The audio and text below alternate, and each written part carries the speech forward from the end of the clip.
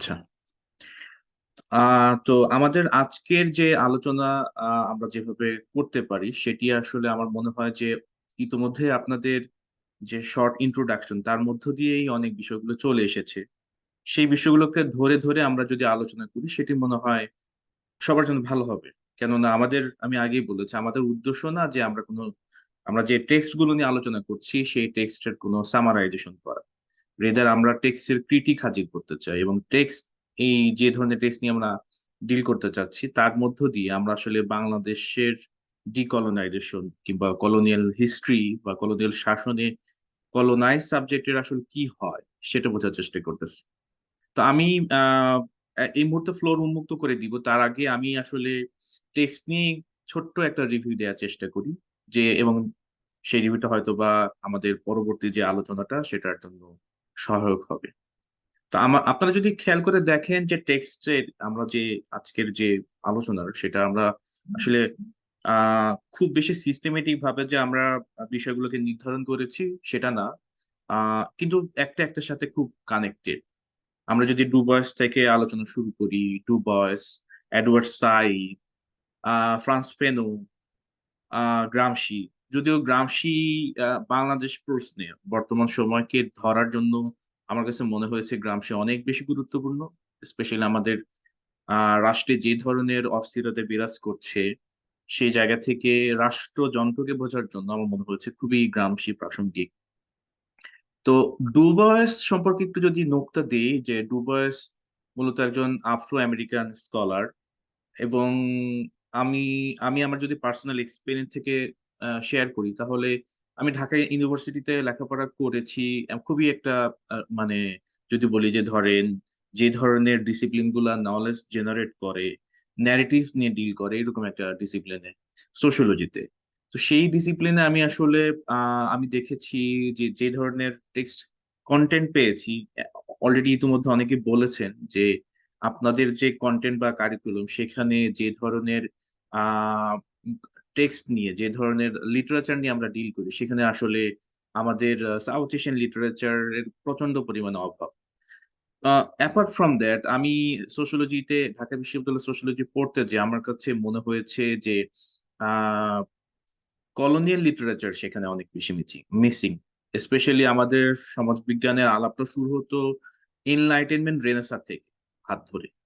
এবং আমি দেখেছি যে এনলাইটেনমেন্ট, রেনেসা এবং মডার্নিটি, এই তিনটা বিষয়কে পুরো কোর্সের স্ট্রাকচার মধ্য দিয়ে এক ধরনের গ্লোরিফাই করার সর্বান্তকর চেষ্টাই আমার কাছে মনে হয়েছে। তো সেই জায়গা থেকে আমি দেখলাম যে ডুবয়েস অনেক বেশি প্রাসঙ্গিক, এবং ডুবয়েসের প্রথম আফ্রিকান সোশিওলজি, যে কিনা প্রথম ধরেন আহ এক ধরনের এক্সপেরিমেন্টাল স্টাডি করেন, যেটার ভিত্তিতে আমরা দেখি যে পরবর্তীতে এক ধরনের এথনোগ্রাফি ডেভেলপ করেছে ওয়েস্টে এবং সর্বত্রই। এবং ডুবাস এমন সময় লিখছেন যে সময় আসলে আমেরিকান সোসাইটিতে, ধরেন আফটার দ্য সিভিল ওয়ার, 1865-এ আমেরিকান যে সিভিল ওয়ার হয়, এরপরে আমেরিকান সমাজে এক ধরনের রিকনস্ট্রাকশনের জোয়ার আসলো, ব্ল্যাক এবং হোয়াইটদের মধ্যে এক ধরনের রিকনস্ট্রাকশন। সেই রিকনস্ট্রাকশন পরবর্তী সময় সময় আসলে ডুবয়েসের জন্ম, এবং আহ তিনি নিজেকে ব্ল্যাক সমাজে বুদ্ধিবৃত্তিক ভাবে তিনি এক ধরনের অবস্থান করতে সক্ষম হন তার ডিসিপ্লিনারি নলেজ এর কারণে। ডুবয়েস হার্ভার্ড ইউনিভার্সিটিতে পড়েছেন, এবং তখনকার আমরা যদি 20th সেঞ্চুরির কথা বলি, সেই সময়ের সবচেয়ে বিখ্যাত ইউনিভার্সিটি ছিল জার্মানির আপনার ইউনিভার্সিটি অফ ভিয়েনা ইউনিভার্সিটি, সেখানে ডুবয়েস পড়েছেন। সো ডুবয়েস তার একাডেমিক জার্নির মধ্য দিয়ে ডুবয়েস যেটা করার চেষ্টা করেছেন সেটি হচ্ছে এই ব্ল্যাক আমেরিকান সমাজে আমরা জানি যে রেশিয়াল যে কনফ্লিক্ট, যেটি যেটির হিস্ট্রি অনেক গভীরে, প্রায় 400 বছর কিংবা তারও বেশি সময় ধরে যদি আমরা কলোনিয়ালের হিস্ট্রি ঘাটাঘাটি করি, কিংবা আমেরিকান সমাজের যে রেশিয়াল কনফ্লিক্ট এটা নিয়ে ঘাটাঘাটি করি, তাহলে দেখবো যে আসলে race still matter in America, even a racism still matter throughout the world. তো আমেরিকান সমাজে রেসিজম এত বেশি প্রকট ছিল যার কারণে আমরা দেখেছি যে একটা সময় সাউথ থেকে নর্থ পৃথক হওয়ার জন্য এক ধরনের সিভিল ওয়ার করেছে 1861-এ। স্লেভারি থাকবে কি থাকবে না, এই ধরনের বিতর্ক বা তর্ক যখন চলছিল, সেটার ভিত্তিতে আমরা দেখি আমেরিকান সমাজে এক ধরনের সেপারেশন হওয়ার চেষ্টা হয়েছে। এবং সেখান থেকে যখন সিভিল ওয়ারের মধ্য দিয়ে সাউথ এবং নর্থের ইউনিফিকেশন হয়েছে, আহ, সেইখান থেকে এক ধরনের আমেরিকান সমাজে, স্পেশালি ব্ল্যাক সমাজে এক ধরনের রিকনস্ট্রাকশনের জোয়ার আসছিল। তো সেই রিকনস্ট্রাকশনটা কেন ব্যর্থ হয়, এটি বোঝার চেষ্টা করছিলেন ডুবয়েস তার দ্য রিকনস্ট্রাকশন অফ আমেরিকা এই বইয়ের মধ্য দিয়ে। এবং সেই রিকনস্ট্রাকশনকে বোঝার মধ্য দিয়ে ডুবয়েস যেটা করার চেষ্টা করেছেন, ডুবয়েস সর্বত্র প্রথমে যেটা করার চেষ্টা করেছেন সেটি হচ্ছে যে ডুবয়েস মনে করতেন যে এই যে যে black as a community, as A category, as a racial category, এদের ব্ল্যাক সমাজের রিভাইটালাইজেশনের জন্য কিংবা ধরেন অ্যাসিমিলেশনের জন্য আহ সবচেয়ে গুরুত্বপূর্ণ এলিমেন্ট বলে মনে করতেন যে একাডেমিতে কন্ট্রিবিউশন, অর্থাৎ নলেজ বা ডিসকোর্সে ব্ল্যাকদের রিপ্রেজেন্টেশন, যেটি আমরা সাইডে আলোচনা করতে যে আমরা দেখব সাইদও তার ওরিয়েন্টাল আলোচনায় যখন সমাধানের প্রশ্ন আসছেন, সাইদ বলার চেষ্টা করছেন যে ইন্টেলেকচুয়াল রেজিস্ট্যান্সের কথা। সো ডুবাস মনে করতেন যে এই ব্ল্যাকরা যে পিছিয়ে আছে এইটা থেকে আমি আমরা দেখি যে মার্কসের মতো করে আমরা যেমন ইয়াং মার্কস এবং আমরা দেখি ম্যাচিউর মার্কস বলি, আমরা ইয়াং হেগেল বলি, ঠিক মার্কসকে আমরা ইয়াং হেগেল বলে থাকি, ঠিক তেমনি আমরা দেখি যে ডুবয়েসের যে ইন্টেলেকচুয়াল জার্নি, সেখানে দুই ধরনের সত্তা আছে। একটা হচ্ছে 1900 থেকে 1930 সাল পর্যন্ত ডুবয়েসের এক ধরনের সত্তা, এক ধরনের লেখালেখি। 1930 পরবর্তী সময় আমরা দেখি আরেক ধরনের ডুবয়েসকে পাই। কেন পাই, এইটা বোঝার জন্য আমরা আমরা দেখি যে ডুবয়েস আসলে তখন আমেরিকান সমাজের রিকনস্ট্রাকশন ব্যাখ্যা করতে গিয়ে তিনি দ্য ব্ল্যাক সোল নামে যে একটা বই লিখলেন, সেখানে ডুবয়েস দেখানোর চেষ্টা করছেন, যে বলার চেষ্টা করছেন যে এই যে ব্ল্যাকরা যে পিছিয়ে আছে, এই পিছিয়ে থাকা থেকে উত্তরণের জন্য ব্ল্যাকদের করণীয় হচ্ছে যে আপনার আমেরিকান সমাজে অ্যাসিমিলেশন থ্রু নলেজ। ডুবয়েসের ওই সমস্ত লেখালেখিতে ডুবয়েস ব্ল্যাকদেরকে বারবার আহ বলছেন যে আহ, আহ, বিশ্ববিদ্যালয়ে আসার জন্য, জ্ঞান কাণ্ডে কন্ট্রিবিউট করার জন্য, এবং হোয়াইটদেরকে ডুবাস, হোয়াইট সমাজের যারা প্রতিনিধিত্ব করছে তাদেরকে ডুবাস বারবার বলবার চেষ্টা করছেন যে হোয়াইট, ডুবাস মনে করতেন যে হোয়াইটদের মধ্যে এক ধরনের ডিস ইলিউশনমেন্ট আছে অ্যাবাউট ব্ল্যাক কমিউনিটি। এবং তিনি হোয়াইটদেরকে আহ্বান জানাচ্ছেন যে যদি হোয়াইটরা ব্ল্যাকদের ইন্টেলেকচুয়াল অ্যাবিলিটি সম্পর্কে জানতো, এক্সপ্লোর করতে পারতো, তাহলে হয়তোবা এই এই যে যে হোয়াইট এবং ব্ল্যাকের মধ্যকার যে রেশিয়াল কনফ্লিক্ট, সেটি আসলে আহ এটির একটা সমাধান হতো। এবং সেটার কারণেই আমরা দেখি যে ডুবয়েস সেই সময় ব্ল্যাক এবং হোয়াইটদের মধ্যকার যে আহ, যে সমাধানটা, যে ডিসপিউট, সেটা আসলে ইন্টেলেকচুয়াল এনগেজমেন্টের মধ্যে দিয়ে করার চেষ্টা করছেন। ঠিক তেমনি তিনি আমেরিকান সমাজে এক ধরনের সংকট দেখতে পাচ্ছেন within the African American black, যেটাকে উনি ডাবল কনসাসনেস বলে উদ্ধৃত করছেন।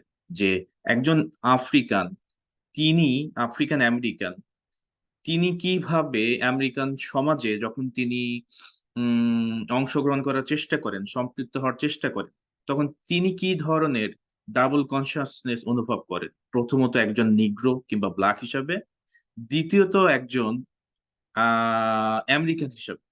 কেননা আমরা সেই সময় যদি দেখি যে 20th সেঞ্চুরির হিস্ট্রি হচ্ছে অ্যাসিমিলেশনের হিস্ট্রি, অর্থাৎ যেমন আমরা ব্রিটিশ ইন্ডিয়াতেও আমরা দেখেছি যে 1920s থেকে 1930s পর্যন্ত আমরা যাদেরকে বলি বেঙ্গলি, আমরা বলেছি যে বেঙ্গল রেনেসা, কিংবা আমরা যাদের হাত দিয়ে আমরা আমাদের যে সমস্ত বাঙালি ইন্টেলেকচুয়াল যারা আমাদেরকে বলেছেন এক ধরনের অ্যাসিমিলেট করার জন্য, ব্রিটিশ এডুকেশনের সাথে অ্যাসিমিলেট করার জন্য, ব্রিটিশদের মতো হওয়ার জন্য, সেইখানে আমরা দেখি যে এক ধরনের এই অ্যাসিমিলেশন চলছে যখন, এবং সেই অ্যাসিমিলেশনের কারণে আমরা আমরা কি এটা বলতে পারি যে এই যে যে ডুবয়েসের যে ডাবল কনসিয়াসনেস, ডুবয়েস যেটা আমেরিকান সমাজে দেখার চেষ্টা করলেন, যেটা ডুবাস মনে করতেন যে ব্ল্যাকদের মধ্যে এই ডবল কনসিয়াসনেসটা বিরাজ করে because of the racial categorisation বা রেশিয়াল সেপারেশনস, সেটাকে আমরা আমাদের বাংলাদেশি সমাজে আমরা এই ধরনের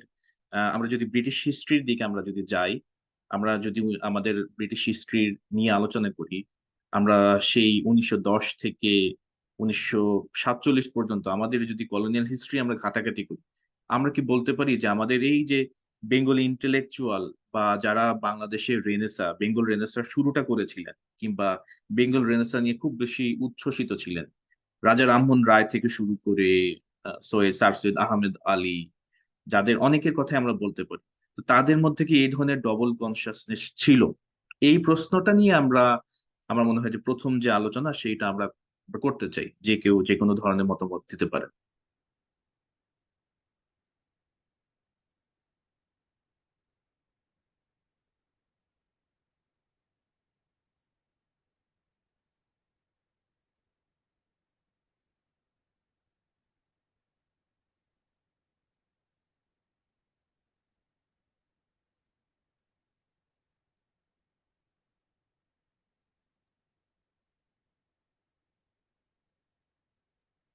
তো ডুবার এক্সপিরিয়েন্সকে যদি আমরা বাংলাদেশের context I don't know much about like, অনেক হিস্ট্রি টিস্ট্রি পড়ছি, এখন সব ভুলে গেছি।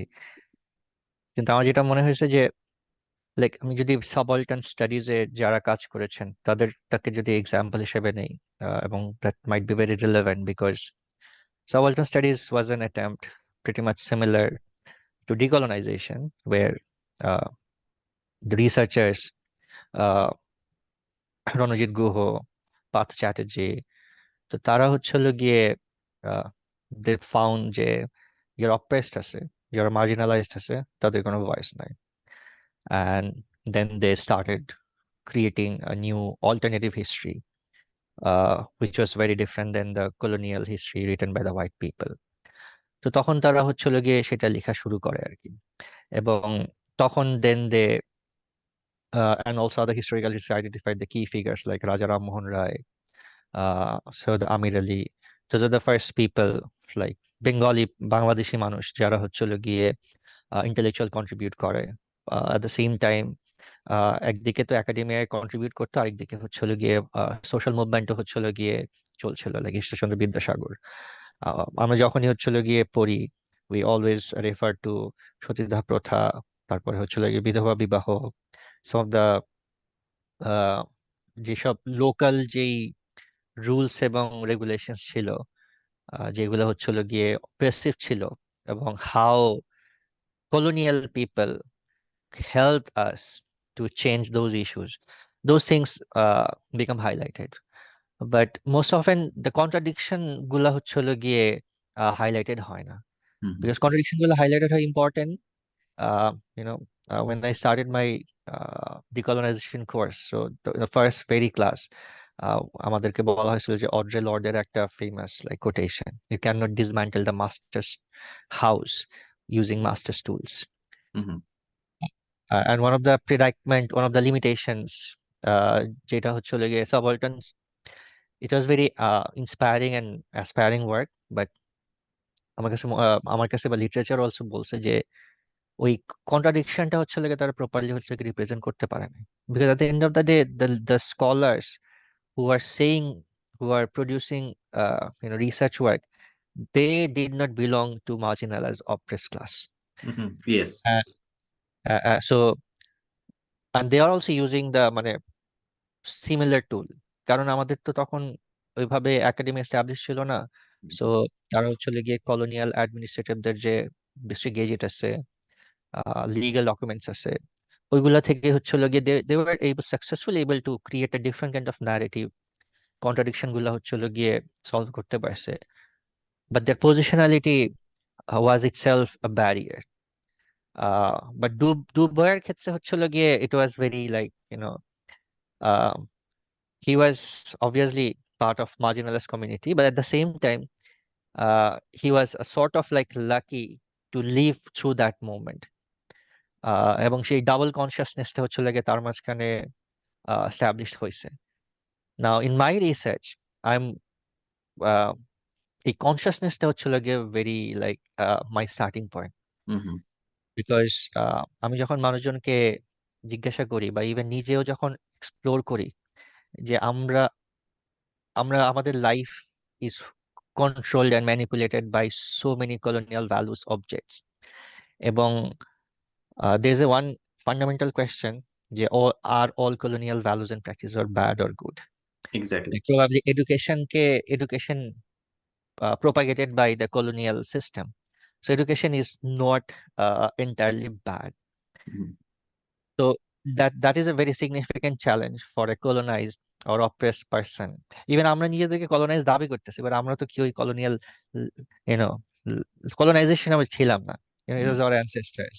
We just like the যেগুলো হচ্ছে কলোনিয়াল ভ্যালুস রিমেইন ছিল, সেগুলো আমরা আমাদেরকে উপর ইম্পোজ হচ্ছে। But we are not colonized until we, interact with a colonial society. But right now, আমি এখন কানাডায় থাকি, is a Canadian settler colonial context. So when I entered into Canada, আমার colonial encounter শুরু হয়েছে। তার আগ পর্যন্ত যে আমার যে colonial encounter ছিল, that was very subtle and unconscious. Like আমরা যখনই হচ্ছিল গিয়ে বাংলাদেশে নিজেরে, I was a very like I'm come from a middle class. যখন আমরা ক্লাস কনফ্লিক্ট হচ্ছিল গিয়ে এক্সপ্লেন করতে চাইছি, আমরা মার্কসে বলছি, আমরা ক্যাপিটালিজমকে দোষ দিছি, আমরা মডার্নিটিকে দোষ দিছি, and একটা পোস্ট মডার্নিস্ট আইডিয়া নিয়ে we move forward. But then how did this modernity came into place, how we have become a modern human being, these kind of questions were not asked. And ডুবোয়ে যখন হচ্ছিল গিয়ে double consciousness এর কথা বলতেছে, this is very unique, but this also gives us a very, একই সাথে আমাদেরকে freedom দিচ্ছে। Okay, so we are living a dual life, we are living a life of an intellectual but also a racialized person. So মানে আমি যা কিছুই করব না কেন, একই দিকে আমি চেষ্টা করতেছি হোয়াইট অর ওয়েস্টার্ন ইন্টেলেকচুয়াল যেই মিডিয়াম আছে সেটার সাথে অ্যাডজাস্ট করার, সেটাকে স্যাটিসফাই করার। আবার at the same time I also want my own space, and how to balance those two areas. That was, আমি যে রিডিংটা পড়তেছিলাম, that was like one of the fundamental aspects of Du Bois' double consciousness. And I think for anyone who's trying to, মানে আমি 1 বছর 1.5 বছর 2 বছর পড়ার পর I have like studied decolonial course complete করছি, প্রপোজাল ডিফেন্স করছি, and then যখন আমি ফার্স্টে ফিল্ডে গেছি, আমি ক্রিকেট নিয়ে রিসার্চ করতেছি, and then I ask people, আপনারা কি জানেন ক্রিকেট কোথা থেকে আসছে, বা ক্রিকেট যে কলোনিয়াল একটা খেলা, they don't know much about it and they don't even care about it, exactly. because এই যে কেয়ার নাই বা, but then also I realized that there are subtle acts that could, as a scholar I can see it could be a decolonial thinking or practice, but ওই মানুষ যেই মানুষটা এটা করতেছে, সেই মানুষটা সেটা কনসিয়াসলি করতেছে না। তো এই যে ডাবল কনসিয়াসনেস ডুবোয়ে ক্রিয়েটেড হয়েছে because he has been intellectually informed and he was in the academia and he had the access to knowledge, or he had the urge, he felt like he's exploited. Unless or until someone is exploited, they don't need to go through this kind of like series of understanding and trace back it to colonialism. আর আমাদের বাংলাদেশের আমাদের exploitation marginalization is very modernist, exactly. Like যে কারণে হচ্ছিল গিয়ে আমরা সব সময় we end up either class or ethnicity or religious kind of division, but we don't go beyond that, because then we have to like do more deeper level of research, যেটা বাংলাদেশে করা is very time consuming and it requires like passion, because our contemporary যেই market nature আছে, that doesn't support this kind of research. So I think a double consciousness uh, is the beginning of a dilemma. যখন আমরা intellectual sphere এ enter করি, তখন we felt responsibility to address those kind of colonial aspects, and then identify ourselves as a racial subject, which we were not, or we are not in Bangladesh probably. Thank you Suman ভাই। আমি আসলে ডুবয়েসের double consciousness নিয়ে আরেকটু just elaborate করি যে ডুবয়েস বেঁচে থাকতেই তিনি তার এই যে ডাবল কনসিয়াসনেস যে আইডিয়ার উনি প্রপাগেট করে উনি ওনার যে আর্লি জার্নিটা শুরু করেছিলেন, এক ধরনের রিকনস্ট্রাকশনের চেষ্টা করেছিলেন ব্ল্যাক এবং হোয়াইটদের মধ্যে। উনি জীবদ্দশা সেটা কারেকশন করে গিয়েছেন। এবং পরবর্তীতে আমরা দেখি যে ডুবসের লেখার মধ্যে আসলে ডবল কনসিয়াসনেস এর চেয়ে উনি রেশকে একটা রেশিয়াল যে কনফ্লিক্ট, এটাকে একটা গ্লোবাল ওয়ার্ডার হিসেবে দেখছেন। স্পেশালি উনি যখন জার্মানিতে গেলেন, জার্মানি ভিজিটে গেলেন, সেখানে যে উনি দেখলেন যে এই ব্ল্যাক এবং হোয়াইট যে প্রবলেমটা, it is not the problem of American society, rather it is prevalent, it exist everywhere. আমি যেটা প্রশ্ন করতে চাচ্ছি, বা আমি আমি আমি এগ্রি করি যে বাংলাদেশে যে ধরেন আমরা এই যে সময় এসে আলোচনাটা করছি, এই সময় আসলে আমরা কলোনাইজ সাবজেক্ট না, but it's still colonization matters still. সে হয়তো বা তার আপনার অ্যাপারেটাস এর মধ্য দিয়ে, ল এর মধ্য দিয়ে, আইনের মধ্য দিয়ে, রাষ্ট্রের যন্ত্রের মধ্য দিয়ে, ব্যুরোক্রেসির মধ্য দিয়ে আমরা দেখি যে আসলে রিফ্লেকশন অফ কলোনিয়াল অ্যাডমিনিস্ট্রেশন বা ভ্যালুস নর্মস, সেটা আমি এগ্রি করি। আমি আমরা যদি ধরেন 1920 থেকে 1940 সময় টেক্সট দেখি, বাংলাদেশে যে ধরনের লিটারেচার প্রডিউস হয়েছে, এবং দেখবেন যে ব্রিটিশরা আসার পরে সুলতানি আমলে প্রচুর পরিমাণে টেক্সটের ট্রান্সলেশন হয়েছে। অ্যাপার্ট ফ্রম দ্যাট, ব্রিটিশরা এসেই উইলিয়াম ক্যারি থেকে শুরু করে তারা কি করলেন, প্রচন্ড পরিমাণে টেক্সটের এক ধরনের ট্রান্সলেশন শুরু করলেন। সংস্কৃত থেকে ইংলিশে ট্রান্সলেশন, বাংলা থেকে ইংলিশে ট্রান্সলেশন, টেক্সট নিয়ে মোটামুটি অনেক আলাপ করেছেন। এবং আমি দেখলাম যে 1920 থেকে এই সময় যে বুদ্ধদেব বসু যে ধরনের লেখা লিখেছেন, যে ধরনের টেক্সট প্রডিউস করেছেন, আমরা যদি বঙ্কিমের লেখাগুলো পড়ি, আমরা দেখি যে এক ধরনের নতুন ধরনের টেক্সটের ট্রান্সলেশন বেস, কিংবা এক ধরনের ধরেন আইডিওলজি বেস টেক্সট আমরা বা লিটারেচার প্রডিউস করার এক ধরনের খুব বেশি প্রবণতা দেখেছি। যেটিকে সাইদ বলতে চাচ্ছেন যে এটি আসলে এই যে টেক্সটের যে সার্কুলেশন এন্ড রিসার্কুলেশন, এটি আসলে এক ধরনের ওরিয়েন্টাল অ্যাডভেঞ্চার।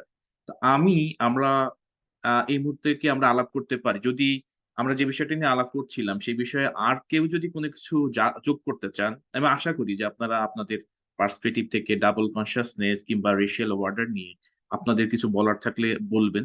এরপরে আমি আসলে জানতে চাচ্ছি, এই যে যে আমাদের আমাদের কলোনিয়াল শাসনে যে ধরনের লিটারেচার প্রডিউস হলো, এইটি কি এক ধরনের আহ আমাদের ধরেন ইন্ডিয়া সম্পর্কে আহ এক ধরনের রিপ্রেজেন্টেশন দেয় কিনা, এক ধরনের ওরিয়েন্টালিস্ট রিপ্রেজেন্টেশন দেয় কিনা, যেটি আসলে আমরা এখন সেই সেই টেক্সটের সার্কুলেশন রিসার্কুলেশনের মধ্য দিয়ে আমরা বাংলাদেশি সমাজে এখন আমরা আহ হাজির করছি চাষাভুষা ভার্সেস শহরে মিডিল ক্লাস।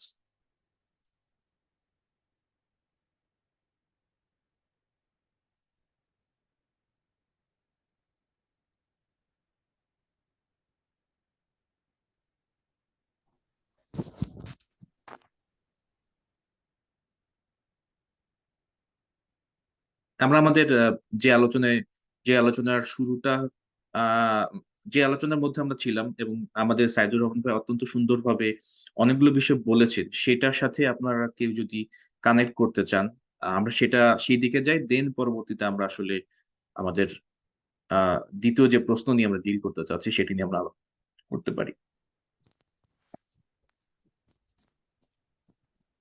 জি স্যার, জি। আমি, জি প্লিজ। শিওর। ফয়সাল। হ্যাঁ ফয়সাল, আপনি কন্টিনিউ করতে পারেন, এরপর আমরা সামিনের কাছে গেলাম। জি ধন্যবাদ স্যারকে, অনেক জ্ঞানগর্ভ কিছু আমি শিখতে পারলাম। সবাইকে অনুরোধ করব, যেহেতু এটা একটা ওপেন ডিসকাশন, হ্যাঁ, আমার হয়তো এখানে অনেকেই শিক্ষার্থী আছে, বাট আমরা এই শব্দগুলো বা খুব বেশি ধন্যবাদ দেওয়ার প্রয়োজন বোধ করি না, রেদার আমরা এই আলোচনার মধ্যে এনগেজ হওয়ার চেষ্টা করি। ধন্যবাদ। জি স্যার, আহ, প্রথমেই যে বিষয়টা আপনি আলোকপাত করলেন যে আহ, বাঙালি রেনেসার যে বিষয়টা, আহ, রাজা রামমোহন রায় থেকে শুরু করে যে সমাজ সংস্কারক যারা আহ, আহ, একটা নতুন সংস্কারপন্থী চিন্তা ভাবনা নিয়ে ভারতীয় উপমহাদেশে একটা বিপ্লব ঘটানোর চেষ্টা করলেন, সেইখান থেকে যখন আমি বাংলাদেশ অথবা এই অঞ্চলের কথা যখন আসতেছে তখন এটা একটু আমাদেরকে ভাবা প্রয়োজন যে এটা আসলে আহ, বাঙালি রেনেসা অথবা বাংলাদেশি রেনেসা অথবা হিন্দু রেনেসা, আহ, এই এই শব্দগুলোর মধ্যে কোনটা সবচেয়ে বেশি চয়ন করা আমাদের উচিত। কেননা যে সমাজ সংস্কারের যে বিষয়গুলো আমরা দেখতে পাই, সেগুলো ম্যাক্সিমাম একটা নির্দিষ্ট জাতিগোষ্ঠীর কুসংস্কার অথবা দীর্ঘদিনের প্রথার বিরুদ্ধে তাদের বিপ্লব। তো এইখানে বিষয়টা একটু আমাদের আলোকপাত করা প্রয়োজন। এখানে মনে হচ্ছে যে আমরা আলোচনা করা যেতে পারে। আরেকটা যে বিষয় সাইদুল স্যার বললেন যে education system whether it is good or bad, আমরা তাদের ওইটা অ্যাডপ্ট করতে পারি কিনা, অথবা আমরা পুরোপুরি ভাবে আহ, আহ, আমি জানি না স্যারের এর সাথে আমার অতটা মিলবে না, কারণ আমি স্যারের মতো অতটা চিন্তা ভাবনা করতে ওই পর্যায়ে এখনো যেতে পারি নাই। But as a student of sociology, আমি 4th ইয়ার শেষ করতেছি। আমি যতটুকু বুঝতে পারলাম from first year, first semester, first class till now, যতটা ক্লাস হয়েছে, যত কিছু পড়ানো হয়েছে, আমার পুরো শিক্ষা জীবন সমস্ত কিছু মনে হয়েছে একটা অনুগত দাস বানানোর প্রসেস। এবং ক্রিটিক করার মতো যে নলেজ, সেই নলেজের ছিটে ফোটাও এই আহ, ইতে নাই। এবং এই যে দাস বানানোর প্রসেসটা এতটা সূক্ষ্ম, এতটা জোরালো এবং এতটা প্রকট যে এইটা, এই ধারণা থেকে বের হয়ে আসার মতো যে নলেজটুকু, সামান্য বোধটুকু প্রয়োজন, সেই বোধটুকুর কোনো আহ, পরিবেশ, আহ, শিক্ষা ব্যবস্থা তো নাই, আমাদের বাস্তব জীবনেও নাই। হ্যাঁ, সো আমরা তাদের এডুকেশন সিস্টেমটাকে গুড অথবা ব্যাড বলবো কিনা, এটা ডিফাইন করার আগে আমাদের চিন্তা করতে হবে যে গুড এবং ব্যাড এই শব্দটাকে আমরা কিভাবে ডিফাইন করব, আমাদের এপিস্টেমিক ভ্যালুটা কোথা থেকে আসবে। এবং এই যে আমাদের কনসাসনেসের যে বিষয়টা, beyond this religious aspect in terms of Indian subcontinent. So religious অ্যাসপেক্টের যে বিষয়টা, রিলিজিয়াস অ্যাসপেক্ট আমরা যদি উম, এই গোলক ধাঁধার পৃথিবীতে আলোকপাত করি, আহ, সর্বত্র যেখানে আদর্শের খেলা, যেখানেই রক্ত, যেখানেই সংঘাত, যেখানেই ইরাক আক্রমণ, যেখানেই যা কিছুই ঘটতেছে না কেন, সমস্ত কিছুই কোনো না কোনো ভাবে বৃহৎ এক আদর্শ, বৃহৎ এক গ্লোবালাইজেশন প্রসেসের সাথে যুক্ত। এখান থেকে বুশের ক্রুসের আক্রমণের মাধ্যমে একটা গ্লোবাল ওয়ারফেয়ার তৈরি করা, এবং সেখান থেকে পুরো বিশ্বে একটা উনুনের উপরে বসিয়ে দেওয়ার যে দীর্ঘমেয়াদী ষড়যন্ত্র, একটা নির্দিষ্ট জাতিগোষ্ঠীকে সেভ করার জন্য। হ্যাঁ, আহ, এই বিষয়গুলো রিলিজিয়াস অ্যাসপেক্ট থেকে আমরা যদি চিন্তা না করি, তাহলে এটা কোনোভাবেই আমরা আহ, আসলে আমাদের উপলব্ধির জায়গাটুকু থেকে আহ, অনেক পিছিয়ে থাকবো বলে আমার মনে হয়। এবং স্যার যেটা বললেন যে বুদ্ধদেব বসু এবং রাজা রামমোহন রায় থেকে শুরু করে, ও সরি, এটা আমি বিষয়টা বলেছি। এবং নলেজ সার্কুলেশন, রিসার্কুলেশনের যে প্রসেসটা, এই নলেজ সার্কুলেশন এবং রিসার্কুলেশনের যে এক্সটেন্ট, সেই এক্সটেন্টটা কে নির্ধারণ করবে? এবং আমরা কিভাবে বুঝবো যে এ- এই প্রথা ভাঙার, প্রথা গড়ার যে আহ, ইটা আছে, এটা আমরা জাজ করব কিভাবে? আমাদের মেজারমেন্ট কে নির্ধারণ করবে? তো এই বিষয়গুলো অত্যন্ত মানে পা- পেঁচানো এবং সময় সাপেক্ষ বিষয়। এই বিষয়গুলোতে একটু আলোকপাত করা প্রয়োজন, আলোচনা হতে পারে বলে আমি মনে করি। ধন্যবাদ স্যার। তামিন।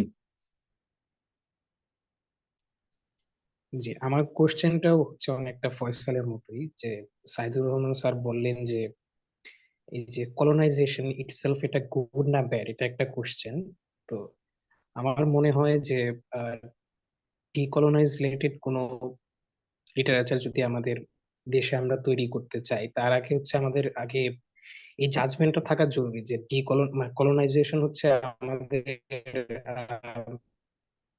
সাইকোলজিতে বা আমাদের সোসাইটিতে এর ইম্প্যাক্টটা কি নেগেটিভ নাকি পজিটিভ, এটা হচ্ছে আমার একটা কোশ্চেন। এই ব্যাপারে করতেন তাহলে ভালো হয়। আরেকটা বিষয় হচ্ছে যে উম আহ ডুবয়েস হোক বা হচ্ছে ফ্রান্স ফ্যানন হোক, এদের ব্যাখ্যায় আমি দেখতে পারলাম যে এরা হচ্ছে কলোনাইজেশন প্রসেসটাকে দেখাচ্ছে, বা কলোনাইজেশনের কারণে এদের হচ্ছে নানান রকমের মানে ব্ল্যাক পিপলরা হোক বা হচ্ছে মাইনরিটিরা হোক, মানে মাইনর রেসের যারা আছে তারা হোক, তারা নানান রকমের প্রবলেম ফেস করছে, ইনস্টিটিউশনাল অনেক প্রবলেম। তবে আমার কথা হচ্ছে যে কোথাও আমি এমন ব্যাখ্যা পাইনি যে মানে আমরা কেন কলোনাইজার হইলাম না, আমরা কেন মানে কলোনাইজড, মানে আমরা কি আসলেই কলোনাইজড হওয়ার যোগ্য কি না। মানে এটা একটু জাজমেন্টাল হয়ে যায়, তবে আমি মনে করি যে এই কোশ্চেনটা রাখা জরুরি যে অ্যাকচুয়ালি মানে তারা কেন কলোনাইজার, আমরা কেন কলোনাইজড। হ্যাঁ, সেই তো প্রশ্ন এই নিয়েও আমরা ব্যাপারে একটু অবশ্যই কথা বললে। সেই প্রশ্ন নিয়েও আমরা অবশ্যই আলাপ করব, এবং আমাদের উদ্দেশ্যই তো সেটি বোঝা যে কেন আমরা কলোনাইজ সাবজেক্ট, কেন আমরা কলোনাইজার না, কিংবা কলোনাইজার হলে আমরা আসলে কেমন কলোনাইজার হতাম। ইউরোপিয়ান কলোনাইজাররা যে ধরনের আচরণ করেছে থ্রুআউট দ্য হিস্ট্রি, সেরকম আচরণই আমরা করতাম কিনা। হ্যাঁ, তো আমি আসলে এই পর্যায়ে আমি ফয়সালের আলোচনা থেকে কিংবা সামিনের আলোচনা থেকে যে বিষয়টা উঠে এসেছে সাইদুল ভাইয়ের সূত্র ধরে, সেইখানে আমি আসলে যেতে চাচ্ছি যে আমরা আসলে আহ আমরা যখন কলোনাইজেশনকে বুঝতে চাচ্ছি, এবং কলোনাইজেশন আহ ব্যক্তি, আমি আসলে ইংলিশ থেকে বাংলা অনুবাদ করার চেষ্টা করতেছি, বাট আমি জানি যে এটা আসলে খুব ডিফিকাল্ট, কারণ আমাদের যে স্ট্রাকচারের মধ্যেই আমাদের এক ধরনের মিশেল আছে। তো কলোনাইজ সাবজেক্ট, যে কলোনাইজ সাবজেক্ট, কলোনিয়াল শাসনে কলোনাইজেশন প্রসেসের কি ইম্প্যাক্ট, এটার খুব ভালো ব্যাখ্যা দিয়ে গেছেন France pano, the reached of the earth. সেইখান থেকে আমরা আসলে যে সাইকোলজিক্যাল ট্রমা এবং ইফেক্টটা হয়, সেইটা থেকে ফ্রেঞ্চ পেনও উত্তরণের জন্য এক ধরনের প্রস্তাব করে গেছে। কিন্তু আমরা দেখি সাইদের আলোচনাটা পুরোপুরি ফ্রেঞ্চ পেনের আলোচনার কমপ্লিটলি বিপরীত, রিভার্স। সাইদ যেখানে বলছেন যে এই যে কলোনিয়াল শাসনে কলোনাইজ সাবজেক্টের যে যে কলোনাইজ হয়ে থাকা, এটার পেছনে সাইদ মনে করছেন যে এই রিপ্রেজেন্টেশনস, সেই জায়গাটাকে ধরতে না পারা। তো সাইদ যেখানে ইন্টেলেকচুয়াল রেজিস্ট্যান্সের কথা বলছেন, ফেনো বলছেন ভায়োলেন্সের কথা। কারণ ফেনো মনে করছেন যে এই ভায়োলেন্সের মধ্য দিয়েই কলোনাইজ সাবজেক্টের যে কালচারাল অ্যান্ড আপনার পলিটিক্যাল লিবার্টি, সেটি সম্ভব। শুধুমাত্র আপনার লিবার্টি ফ্রম একটা নতুন স্টেট হলো, যেটা আমরা ধরুন 1971-এর কথা আমরা চিন্তা করি, যে আমাদের পলিটিক্যাল লিবারেশন আদৌ হয়েছে কিনা, এটি একটা প্রশ্ন এখন, বা কালচারাল লিবারেশন হয়েছে কিনা, এটি আমাদের একটা প্রশ্ন। আমরা হয়তো বা একটা নতুন মানচিত্র বা ভূখণ্ড পেয়েছি।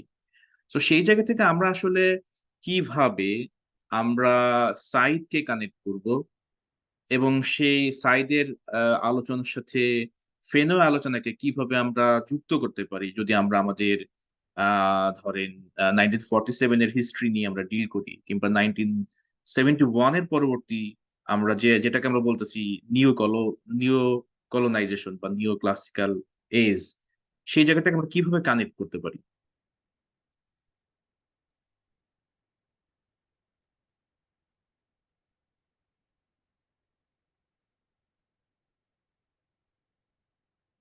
আহ সুমন ভাই, আপনি যদি আমার কাছে যেহেতু একটা প্রশ্ন উঠেছেই, তো আমি আপনার কাছে আবার একটু ফিরে যেতে চাই।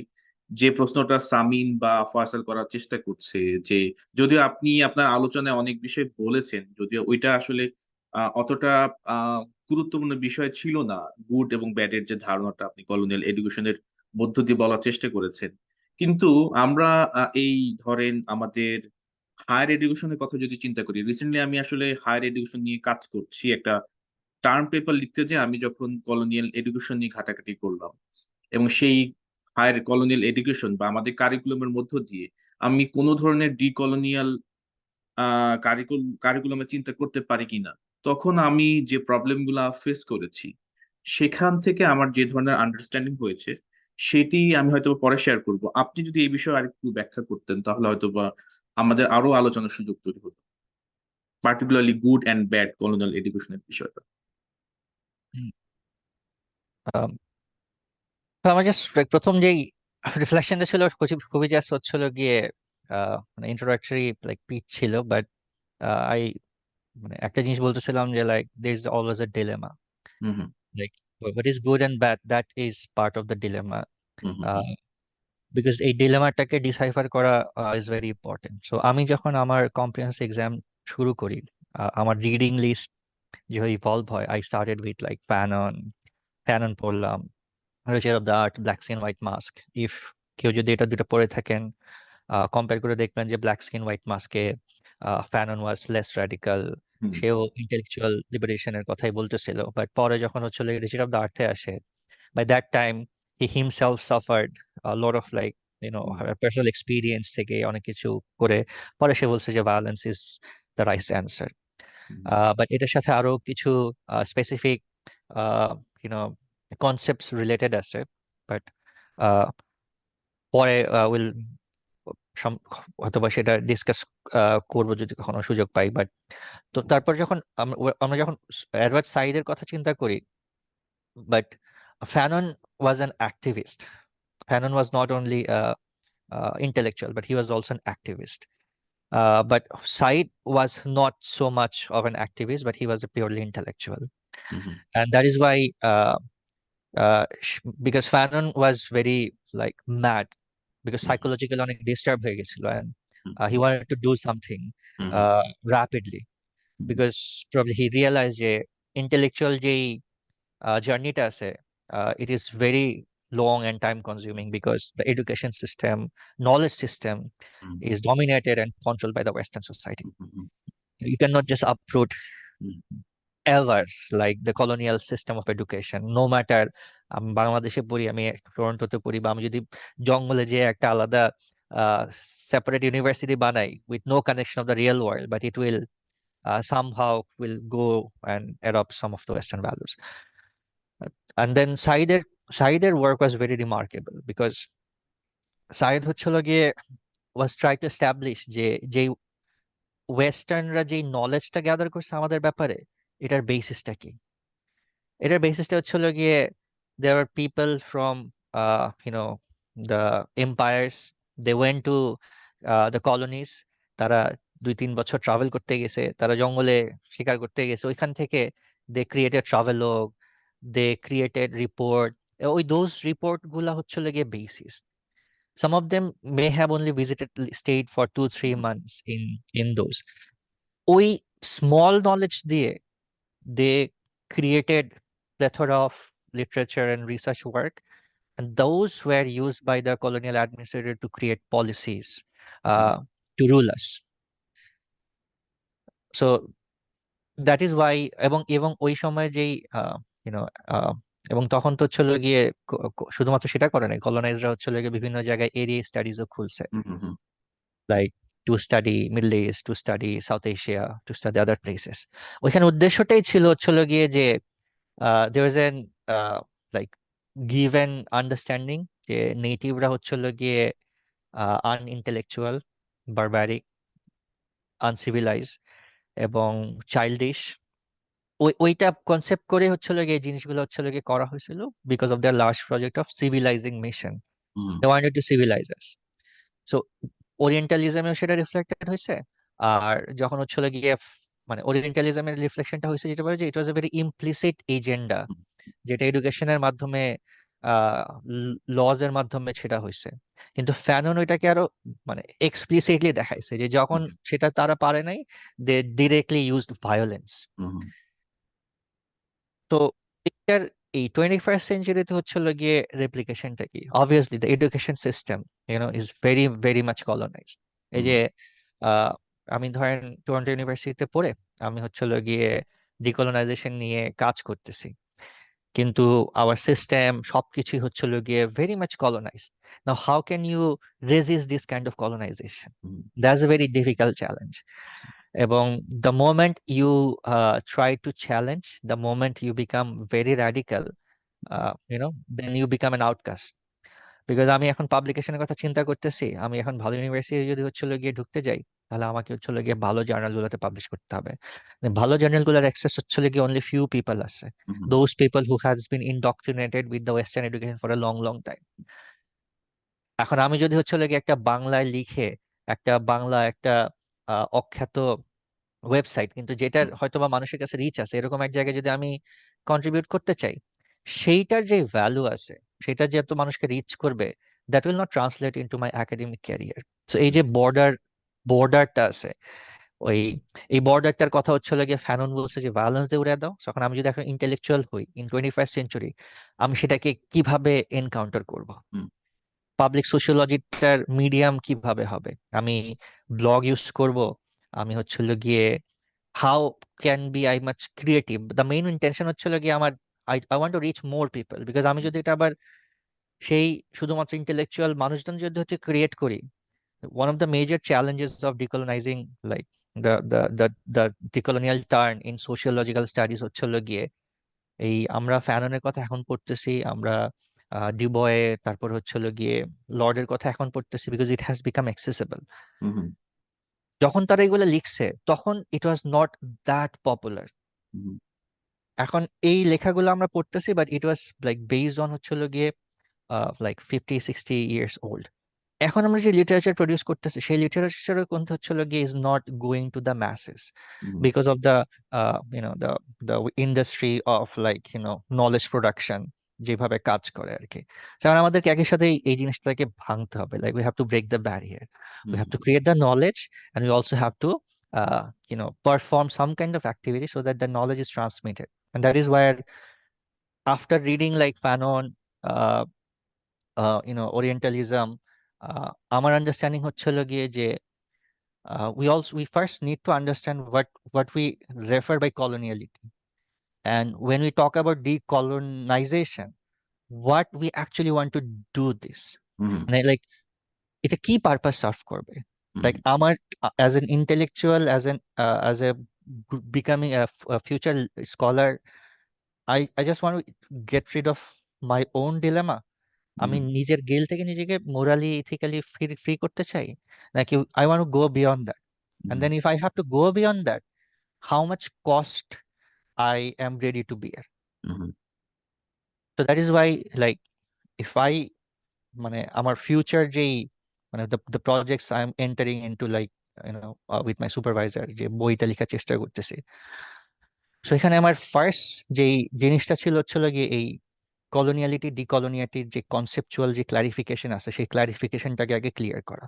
Because when we use decolonization, এই ওয়ার্ডটা বাংলাদেশে বা সাউথ এশিয়ান কালচারে একটা কি বলে, একটা অ্যালার্জির মতো ক্রিয়েট করে। হুম, হুম, Because even if you look, there's a short introduction series by, I think, Oxford, এবং they have a book on decolonization, হুম, এবং ওইখানে তারা ডিকলোনাইজেশন ডিফাইন করছে যে decolonization is political and economic control. যখন যখন গিয়ে লোকজন গিয়ে চলে গেছে, হুম, হুম, তখন we have become free independent. Hmm, ডিকলোনাইজেশনের কিছু কলোনাইজেশনের প্র্যাকটিস আছে, বাট হুম, আমাদের সেলফ ডিটারমিনেশন আমরা করতে পারছি। প্রবাবলি ইন্ডিয়ার, সাউথ এশিয়ার ক্ষেত্রে দ্যাট ওয়াজ রিলেভেন্ট, কিন্তু একটা হিউজ পার্ট লাইক কালচারাল যে কলোনাইজেশন ছিল, that was not taken up recently, hmm, until recently. And then other people have talked about spiritual you know sphere এ যে কলোনাইজেশন গুলা হয়েছে। হুম, সো এইগুলা যখন এক্সপ্লোর করলাম, তখন গিয়ে আবার ওই like there is a triad of conceptual triad, modernity, coloniality and decoloniality. Then আবার সেইখানে গিয়ে ফেরত আসতে হয়েছে যে ওকে ঠিক আছে, আমি সবকিছু বাদ দিই, আমি ট্রাই টু আন্ডারস্ট্যান্ড যে হোয়াট ইজ কলোনিয়ালিটি। হুম, যখন কলোনাইজেশন হয়েছে, হোয়াট ওয়াজ দ্যাট মোমেন্ট, ওই মোমেন্টটায় সোসাইটি গুলা কেমন ছিল, ওই মোমেন্টটায় what are the things that has inserted to our society. এবং কলোনিয়ালিটিকে ম্যাসিভ লেভেলে গিয়ে পপুলারাইজ করছে গিয়ে the concept of modernity. Hmm, Because modernity, one of the fundamental aspects is nationalism, hmm, secularism. Both are considered the fundamental cornerstone of the modern state. Hmm, So এই যে colonialism ধীরে ধীরে যে একটা সুন্দর মডার্নিটি শেপ নিয়ে নিল এবং একটা স্টেট ফর্ম হইলো, অ্যান্ড দেন আমাদের ন্যাশনালিজম, আমাদের সেকুলারিজম একটা গোল্ড স্ট্যান্ডার্ডের মতো গিয়ে স্টেটের সাথে চলে গেল।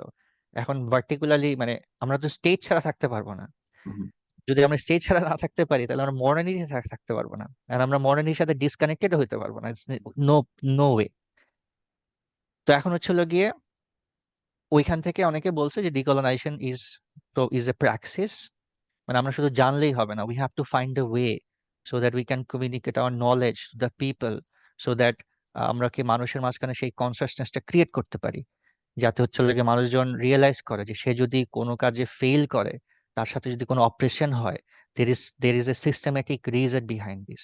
হুম তো সো দ্যাট মানুষের যে হীনমন্যতা আছে, অপ্রেসিভনেস আছে, মার্জিনালাইজেশন আছে, that gets a voice, hmm তাদের সাইলেন্সে যাতে অ্যাটলিস্ট রাস্তায় যে প্রোটেস্ট না করুক, but they get rid of the burden of যেটা সোসাইটি তাদের উপর দেয়, যে কলোনিয়াল মেন্টালিটি, যে if you are failure it's your hmm own individual responsibility, but we have to turn the tide, যে look at the structure and blame the structure for our individual you know failure.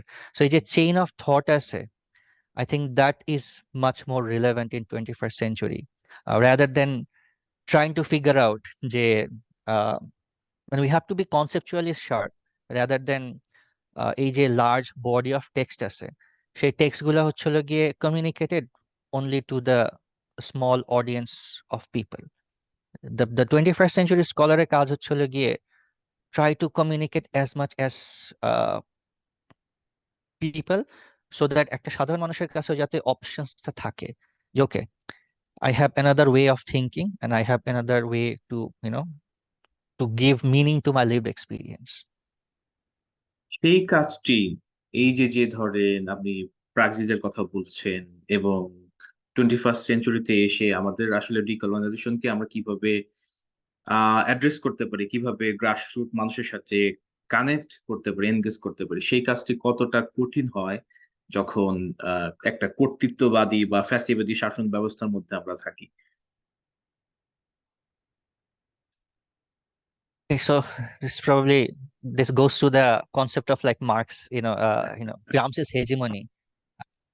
আশা করতেছি সবাই hegemony কনসেপ্টটা সবাই জানেন। আমি sociology শুরু করার পরে আমি হেজিমনি কনসেপ্টটা শুনছি আর কি। আমি সোশিওলজি পড়া শুরু করছি 2 বছর থেকে আর কি। বাট এনিওয়েজ, সো এই যে হেজিমনিটা ইজ দেয়ার আর কি, like hegemony is a byproduct of like modernism or colonialism. They want to establish a certain kind of ideas as a grand narrative of our society, and we all subconsciously consciously is trying to fit into that narrative. যখন আমি হচ্ছে লাগি oppress, যখন আমি job পাইলাম না, তখন আমি পুরো ইন্ডাস্ট্রিতে গালাগালি করলাম। the hmm the very moment I get the job, i I calm myself, I try to assimilate, incorporate.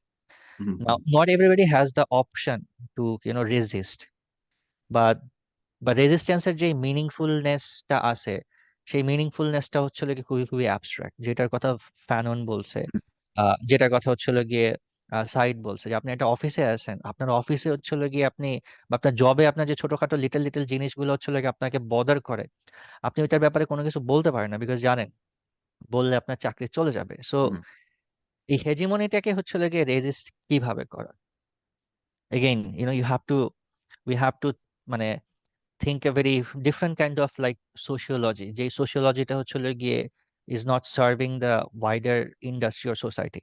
Hmm It's a kind of an introspection of a society.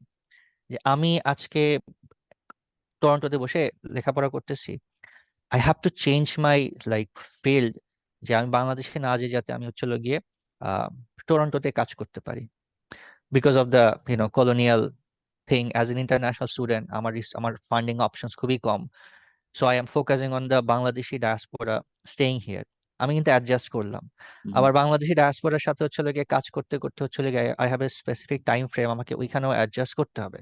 হুম তো এই যে অ্যাডজাস্টমেন্টটা আমি করতেছি, কিন্তু এই অ্যাডজাস্টমেন্টের মাঝখান থেকে আমি কিভাবে ওই ওই ইন্টেলেকচুয়াল বা ওই কনসিয়াসনেসটাকে হচ্ছে গিয়ে গ্রো করবো এবং পপুলারাইজ করব, এবং পপুলারাইজ করার পরে আহ আসলে কি সেটা ইফেক্টিভ হবে কিনা, এটা কি সোসাইটিতে কোনো পারপাস সার্ভ করবে কিনা, that is the question. Because at the hmm end of the day আমরা হচ্ছে গিয়ে ট্যানজিবল আউটকাম হচ্ছে গিয়ে চাই। তো এখন যদি আমি চিন্তা করি যে আমরা যদি আগামী 20 বছর এখানে যে 10 জন আছে, আমরা যদি 20 বছর ডিকলোনাইজেশনে রিসার্চ করি, 20 বছর পরে where do we want to see our research contribution to go? Hmm, as to establish ourselves as an intellectual scholar, hmm, or beyond that? Exactly. So that is the question. যে okay, I want to work on decolonization. It sounds fascinating. এটা নিয়ে কাজ করলে American কানাডায় অনেক scholarship opportunity, teaching job এগুলো পাওয়া যাবে। But that is a colonial or modernist or American or 21st century dream. But decolonization is different trajectory. It exactly. takes it takes you a different path, যেটা হচ্ছে লাগে ডুবয়কে হচ্ছে লাগে নিয়েছিল। ডুবয়ের যে প্যাথটা হচ্ছে লাগে ওই সময়টায় রিকগনাইজ হয় নাই, then you are also setting up yourself for a similar kind of journey. How do you like resist that your own dilemma and transfer it into decolonial actions or thinking? That's something every one of us has to figure out before we get into there. আমি আমি personally যদি বলি যে আমার মধ্যে যে ডিলেমাটা সবসময় কাজ করে, সেটা হচ্ছে যে যেটা আপনি অলরেডি বলার চেষ্টা করছেন যে আসলে আমি আমি যে ডিকলোনাইজেশন চাই, আমি আসলে অ্যাজ এ সাউথ এশিয়ান আমি ডিকলোনাইজেশন বলতে কি বুঝি।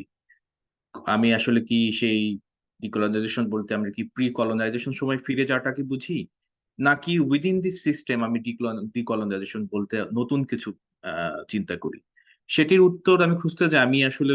আমি ডিকলোনাইজেশনের যে যাত্রাটা শুরু হয়েছে সেটা মূলত আমার খুবই সীমিত সময়ের মধ্যে বা সীমিত পরিসরে সৈয়দ নিজের যে বইটা জাহাঙ্গীরনগর ইউনিভার্সিটির অধ্যাপক উনি লিখেছেন বিশ্ববিদ্যালয়ের যে উপনিবেশায়িত বিশ্ববিদ্যালয়ের ধারণা থেকে।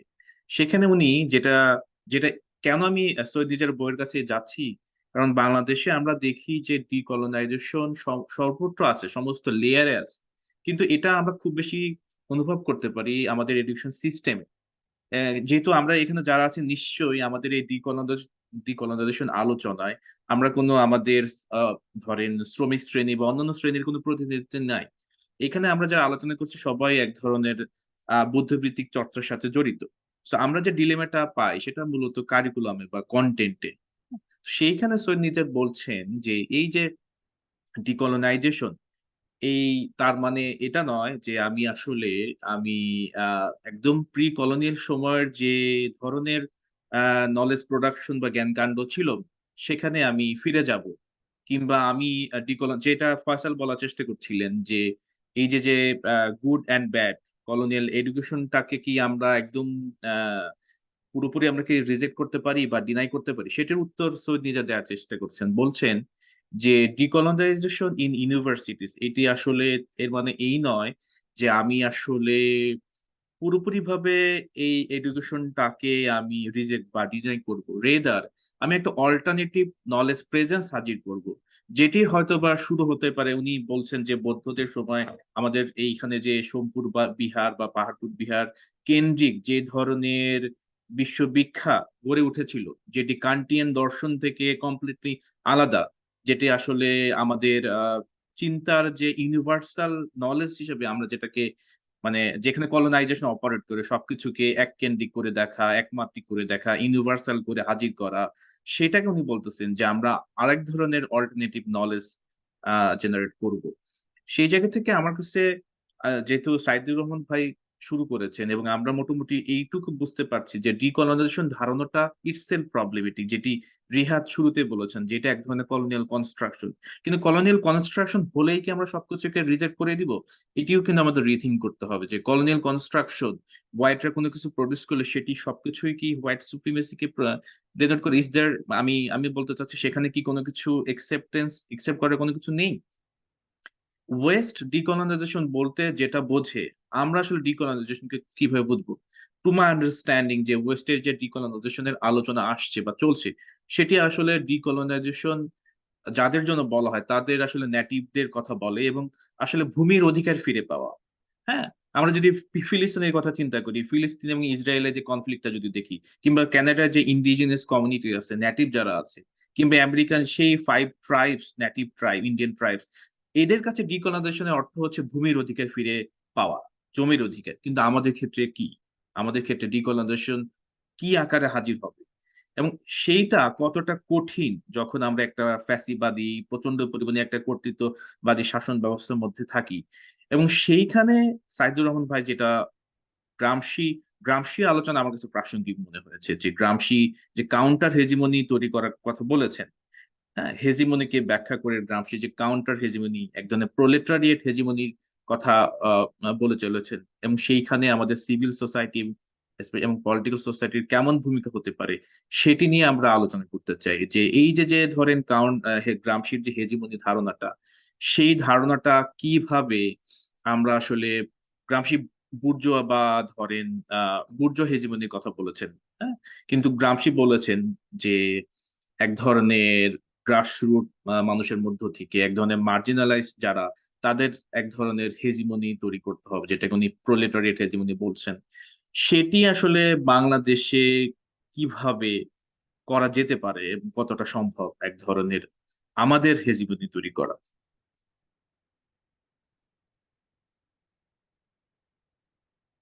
আমরা যে কারো কাছ থেকে শুনবো।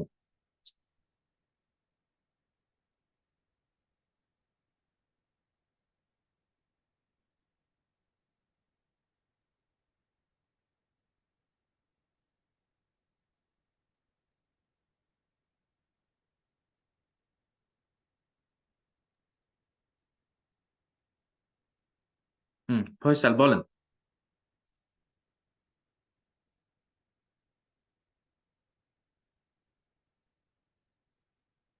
আমরা সবার কাছ থেকে শুনতে চাই। এখানে আসলে আমি যেহেতু আমাদের আলোচনাটা যদি এরকম হয় যে আমরা গুটি কতক লোক, 2 থেকে 3 জন ইন্টারভেন করছি, তাহলে আসলে আমাদের আলোচনার যে উদ্দেশ্য সেটি আসলে সম্পূর্ণভাবে সাকসেসফুল হবে না।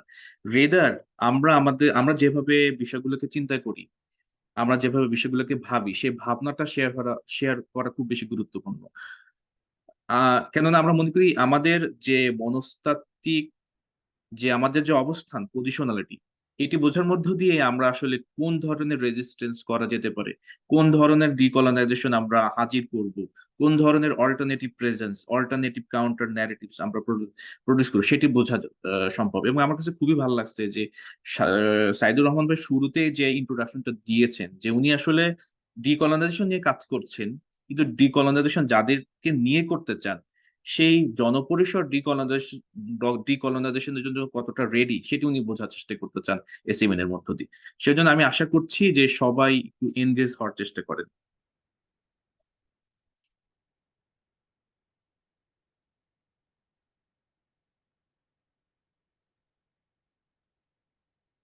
সবুজ।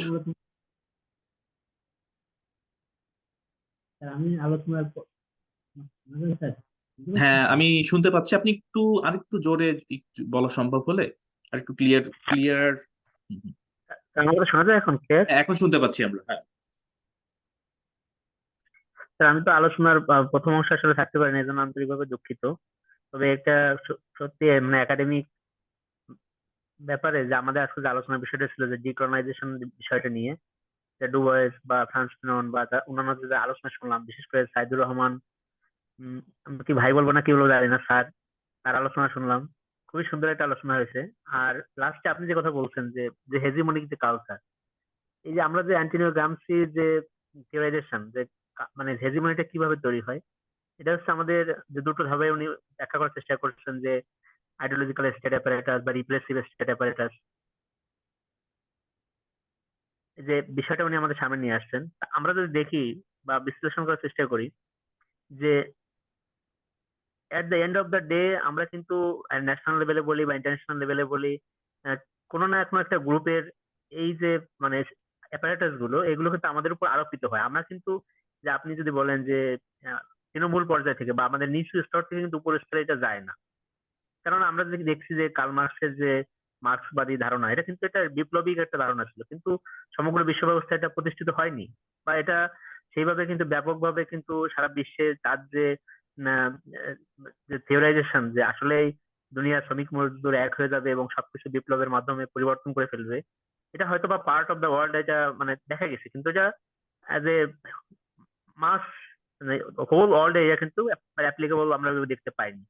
হয়তোবা ধারা তৈরি হয়েছে। তো এই যে হেজিমনিক যে কালচারটা, এটা যদি আমরা একাডেমিক ভাবে যদি এটাকে প্রতিহত মানে আমরা যদি রেজিস্ট্যান্স করতে চাই সেটা একরকম, আর যদি আমরা প্র্যাকটিক্যাল লাইফে মানে মাস পিপলের ভিতরে এটা করতেছে সেটা একরকম। তা আমার মনে হয় তো বা আমরা যদি একাডেমিক ভাবে এটাকে দেখি তাহলে আমাদের এখনই মনে হয় মানে ইট ইজ হাই টাইম আমরা এখনই এই বিষয়ে আমাদের কাজ করা দরকার। চেঞ্জ গুলো পরিবর্তনগুলো আমাদের থিঙ্কিং বা আইডিয়া শেয়ারের মাধ্যমে শুরু হবে আমি তাই মনে করি। আর যদি মাস বা রুট লেভেলে বলি, মাস পিপলের ক্ষেত্রে বলি, তাহলে কিন্তু এই হেজিমনিকটা কালচারটা যে আমি যদি বলি যে ওয়েস্টার্ন যে ব্লক তাদের যে যে প্রভাব বিশ্ব ব্যবস্থায় বা আমরা যদি বলি যে সেই যে মানে কি বলে কোল্ড ওয়ার থেকে শুরু করে এই যে এই পর্যন্ত যে আমাদের বিশ্ব ব্যবস্থা যে ব্যবস্থা তৈরি হয়েছে এখানে কিন্তু অনেকগুলো ফ্যাক্টরস জড়িয়ে গেছে, শুধু যে আইডিওলজি কাজ করছে এরকমও না। আমরা আমাদের রিসেন্ট টাইমে যে ওয়ার গুলো দেখতেছি এখানে কিন্তু যে রিপ্রেসিভ অ্যাপারেটাস গুলোর যে ব্যবহার এবং এগুলো কিন্তু থ্রেটেনিং ব্যবহার, এমন না যে আপনাকে আপনার মানে কি বলা যায় আপনাকে ব্রেন ওয়াশ করে আপনাকে বোঝানো হচ্ছে তা না, জাস্ট আপনি আপনার উপর আরোপিত হচ্ছে ইফেক্ট উপর থেকে এসে পড়ছে, মানে আপনি নিজেকেও কিন্তু আউট অফ দা মানে এই সিচুয়েশনের বাইরে নিতে পারছেন না। এই ক্ষেত্রে আমি মনে করি সবকিছু মিলে একটা জটিল ব্যবস্থা। আহ আমার মনে হয় হয়তো বা কার্ল মার্কস এর মতো লেখক বা সমাজ চিন্তক বা মানে কি বলা যায় ফিলোসফার আসবেন কিনা জানি না, কিন্তু আমাদের মধ্য থেকেই কালেকটিভলি আমরা যদি এই ধরনের বিষয়গুলো বিশ্ববাসীর সামনে তুলে ধরতে পারি একাডেমিক্যালি বা নন একাডেমিক্যালি, তাহলে এই যে স্টেট যে অ্যাপারেটাস গুলো আছে বা যে হেজিমনিক কালচারটা তৈরি হয়েছে এখানে কিছু একটা ভাইব্রেশন তৈরি হতে পারে, হয়তো চেঞ্জ হবে না যে ভাইব্রেশনটা আমাদেরকে অনেক দূর এগিয়ে নিয়ে যাবে। সেটা আমার মতামত ছিল। আর আসলে আমি টেক্সট গুলো পড়ি নাই, এই জন্য আমি আন্তরিকভাবে দুঃখিত, অথবা আপনার সঙ্গে আলোচনা করলাম, তার জন্য হচ্ছে। ধন্যবাদ সবুজ। আর কেউ কিছু বলবেন? আহ গ্রামসি কিন্তু ওটাই বলছেন যে এই যে যে কাঠামোর বা কলোনিয়াল সিস্টেমটা হচ্ছে এতটা পারভেসিভ যে সে যে তার বিষয়কে নিয়ন্ত্রণ করছে, সেই বিষয়কে নিয়ন্ত্রণ করছে সে রুলস থ্রু কনসেন্টের মধ্য দিয়ে সে বিষয়কে নিয়ন্ত্রণ করছে। তো এই গ্রামসির আলোচনা আমি একটু ধরতে চাই, কেননা আমার কাছে মনে হচ্ছে যে গ্রামসির আলোচনাটা বর্তমান বাংলাদেশে অনেক বেশি প্রাসঙ্গিক। এবং আমি এই কারণেই বলছি যে গ্রামসির আলোচনা আমি আমার একাডেমিতে আমি দেখেছি মিসিং, এই সময় মিসিং দেখছি। এবং আমি যখন যে সময়ের মধ্য দিয়ে আমি বিশ্ববিদ্যালয়ের লেখাপড়া শেষ করেছি সেখানে আমি গ্রামসি এক ধরনের নিষিদ্ধ ছিল আমাদের লিটারেচার। সো আর কেউ কিছু যোগ করতে চান কিনা? স্যার, স্যার এখানে সাইদুর স্যারের যে sir, am I audible, sir? হ্যাঁ, শোনা যাচ্ছে। হ্যাঁ, ফয়সাল বলেন। স্যার, এখানে সাইদুর স্যারের যে বিষয়টা স্যার যেভাবে বললেন যে আম, আমরা কতটুকু কস্ট দিতে প্রস্তুত, আমরা অ্যাজ অ্যান ইন্টেলেকচুয়াল স্যার যে পজিশনে আছেন, আহ, তারপর একটা সাধারণ মানুষ as an general audience, general math, আমরা কতটুকু দিতে প্রস্তুত। এবং আহ, এই প্রশ্নটা করার আগে আসলে স্যার এটা কি বলা যৌক্তিক হবে কিনা, যারা সর্বোচ্চটুকু দিতে প্রস্তুত তাদেরকে কলোনাইজড যে টার্মটা, ওই টার্মের আদলে জাজ করা এবং ওই টার্মের আদলে তাদেরকে একটা কাঠামোর মধ্যে ফেলে আহ, একটা ডিলেমা তৈরি করা, এটা স্যার কতটুকু ইথিক্যালি যায়। এবং আমরা আসলে এই রেজিস্ট্যান্স ফোর্সটাকে কিভাবে আমরা মূল্যায়ন করতে পারি, আহ, যারা এই মডার্নিটি অথবা সেকুলারিজম অথবা ন্যাশনালিজম অথবা আহ, এই ধারাবাহিকভাবে শেষ পর্যায়ে যে আমরা আজকে মিলিত হলাম কলোনিয়াল যে কনসেপ্ট, এগুলো কিন্তু সব একসাথে যায়, প্যারালালি যাচ্ছে। তো সেই অবস্থান থেকে পলিটিক্যালি, সোশ্যালি, ইকোনমিক্যালি যে আহ, একটা কনফ্লিক্ট তৈরি হয়েছে ট্রেডিশনাল ইনস্টিটিউশন ভার্সেস মডার্ন ইনস্টিটিউশনের মধ্যে, এই কনফ্লিক্টের জায়গা থেকে যারা একটা ইফেক্টিভ রেজিস্ট্যান্স ফোর্স হিসাবে এই বৃহৎ উপনিবেশবাদী শক্তির বিরুদ্ধে দাঁড়াতে চায়, তাদেরকে আমরা কিভাবে দেখতে প্রস্তুত, এই বিষয়টা স্যার একটু আমাদের অ্যাড্রেস করা প্রয়োজন স্যার। একই সাথে আমার কাছে মানে আপনি যেটা বললেন আমি এগ্রি করছি যে এই বিষয়গুলো আমাদের আলোচনা আনা দরকার। আমার কাছে আরেকটা জিনিস খুব গুরুত্বপূর্ণ মনে হয়, এই যে যে আমরা যে ধারণা, যে আমরা যে মডার্নিটি ধারণা নিয়ে ডিল করছি, মডার্নিটিকে আমরা প্রশ্ন করতে পারি কিনা, প্রশ্ন করা দরকার কিনা, এবং আসলে ট্রেডিশনাল মডার্ন এই যে ধারণাগুলো, এই ধারণাগুলোকে আমরা কিভাবে রিকনফিগার করতে পারি। কেননা আপনি দেখেন যে কলোনিয়াল শাসনের আসলে মডার্নিটিকে কলোনিয়াল শাসন, কলোনিয়ালিজমের কাছ থেকে সেপারেট করা যায় না। ঠিক তেমনি রবিনসন আবার বা পেটারসন তারা বলছেন যে ক্যাপিটালিজমকেও মডার্নিটির সাথে, মডার্নিটি থেকে ডিটাচ করা যায় না। তো এই যে এই যে একটা এক্সট্রিম নিউলিবারাল জামানায় থেকে, এক ধরনের নিউ ক্লাসিক্যাল জামানায় থেকে, এক ধরনের নিউ কলোনাইজেশন জামানায় থেকে আমরা কিভাবে মডার্নিটিকে নেভিগেট করব, সেটিও গুরুত্বপূর্ণ। এবং মডার্নিটি আমাদের অ্যাসপাইরেশনটা কি হবে সেটা আমাদের আসলে চিন্তা করা উচিত। যে এই যেহেতু আমরা আমরা আমরা কি প্রথমে আমাদের আসলে চিন্তা করা উচিত যে মডার্নিটি ইটসেলফ যে ধারণা, এটা প্রবলেমেটিক কিনা। যদি আমরা এটাকে প্রবলেমেটিক হিসেবে আইডেন্টিফাই করতে পারি, তাহলে এই মডার্নিটি ধারণার অল্টারনেটিভ ধারণা প্রেজেন্স কি হতে পারে এবং সেটা কেমন হবে। আর যদি আমরা মনে করি যে না, মডার্নিটি ধারণাটা প্রবলেমেটিক না, তাহলে মডার্নিটির সাথে আমরা কিভাবে নেভিগেট করে আমরা এক ধরনের অল্টারনেটিভ ন্যারেটিভ হাজির করতে পারি, যেটি কিনা আপনার এক ধরনের কাউন্টার হেজিমনি তৈরি করবে, এক ধরনের ম্যাস বা প্রোলেটারিয়েট হেজিমনি তৈরি করবে। সেই ধরনের প্রশ্ন নিয়েও আমাদের আসলে চিন্তা করা উচিত। তা আমি আসলে আজকে আমাদের মানে আলোচনাটা অলরেডি প্রায় 2 ঘন্টার মতো হয়েছে, এবং যেহেতু আলোচনার আজকে প্রথম এটা শুরু, আমরা আরো হয়তো বা 3 সপ্তাহ এনগেজ হওয়ার চেষ্টা করব, এবং আমরা চাচ্ছি না যে আজকেই আমরা সবকিছু উত্তর পেয়ে যাই। তাহলে পরবর্তী যে আমরা 3 সপ্তাহ যে আলোচনা করব সেখানে আমাদের অনেক প্রশ্নের উত্তর দেওয়াটা আমাদের কাছে মনে হবে যে অর্বাচীন। সেক্ষেত্রে যে প্রশ্নগুলো আমরা অ্যাড্রেস করতে পারিনি, সেই প্রশ্নগুলো নিয়ে আমরা ভবিষ্যতে আগামীতে আমরা আলোচনা করব। আমাদের হাতে 3 থেকে 4 মিনিট সময় আছে আজকের এই সেশনটা শেষ করার জন্য।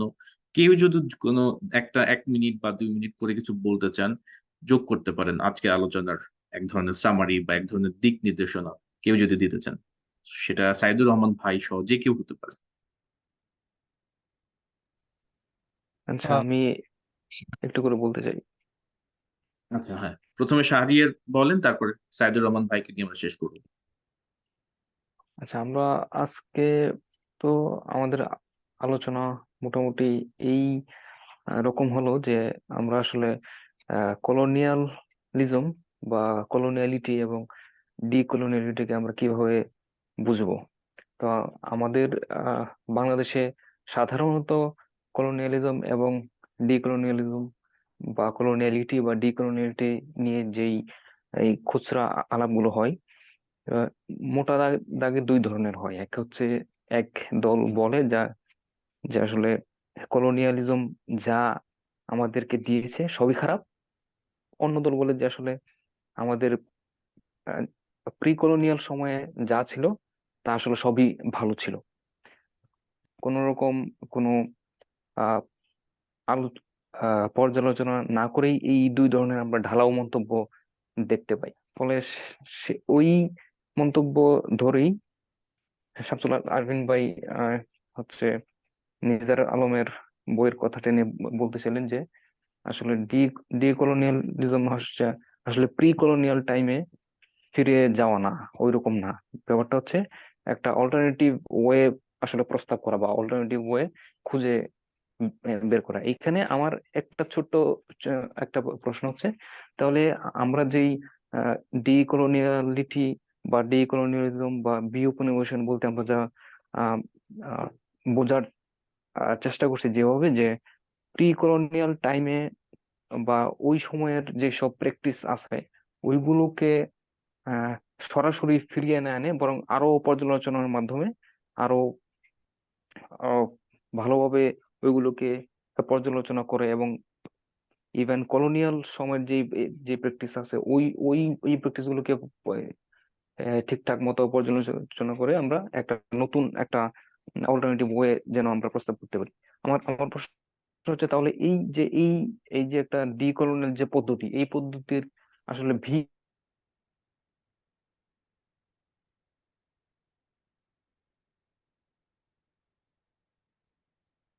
আচ্ছা, আমার মনে হয় ডিসকানেক্টেড হয়ে গেছে। আমরা মোটামুটি আপনার পয়েন্ট ধরতে পেরেছি। আমরা হয়তো বা এই পয়েন্টের সূত্র ধরে আচ্ছা আমরা তাহলে ওই পরবর্তী। হ্যাঁ আমরা কোন সূত্র এখন যোগ শুনতে করবো? আর দ্বিতীয়ত আচ্ছা আমরা হেজিমনি এবং কাউন্টার হেজিমনির কথা একটু করে আমাদের আলোচনা হাতে করার খুব বেশি সময় নেই, চেষ্টা আপনি করো যদি 30 সেকেন্ডে সেখানে। শেষ করেন। আমাদের হাতে খুব বেশি সময় নেই, আপনি যদি তিরিশ আচ্ছা সেকেন্ডে আচ্ছা শেষ করেন। হ্যাঁ, আমরা পরবর্তীতে এই আলোচনাগুলো এক্সপ্যান্ড করবো। হয়তোবা নেক্সট সেশনে আমরা ঠিক এই আছে। মানে অমীমাংসিত বিষয় নিয়েই শুরু করে দেন আমরা পরবর্তী টেক্সটে যাব আমাদের। আচ্ছা আচ্ছা আমরা আহ হেজিমনি নিয়ে আলাপ করলাম। তো এই আলাপে আমার একটু যোগ করার জায়গা যে মানে গ্রামসির আলাপের যেই হেজিমনির কথা উনি বললেন, আমার আহ, কাছে মনে হয়েছিল যে ওনার গ্রামসির হেজিমনি আসলে ইনস্টিটিউশনাল পাওয়ারের সাথে হাত ধরাধরি করে চলে। ফলে আমরা যদি একটা কাউন্টার হেজিমনির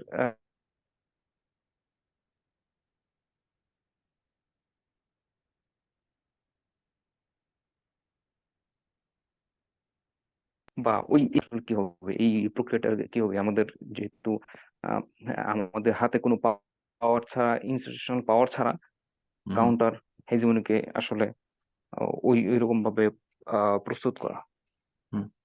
ধন্যবাদ শাহরিয়ার, এই অত্যন্ত এই ছিল আমার গুরুত্বপূর্ণ বিষয় বলা। নিয়ে আলোচনা করার জন্য। সাইদ ভাই, আপনাকে দিয়ে শেষ করি আজকে। জাস্ট লাইক দুইটা জিনিস, আহ, মানে ওই যে কিভাবে, আমি যে কোয়েশ্চেনটা করছিলাম যে what should be our responsibility, so I think responsibility বা how far we can go, এটাকে as an intellectual or as a researcher মানে we can broadly define in few areas. First হচ্ছে হলো গিয়ে our intention would be dismantling the system, like the knowledge system.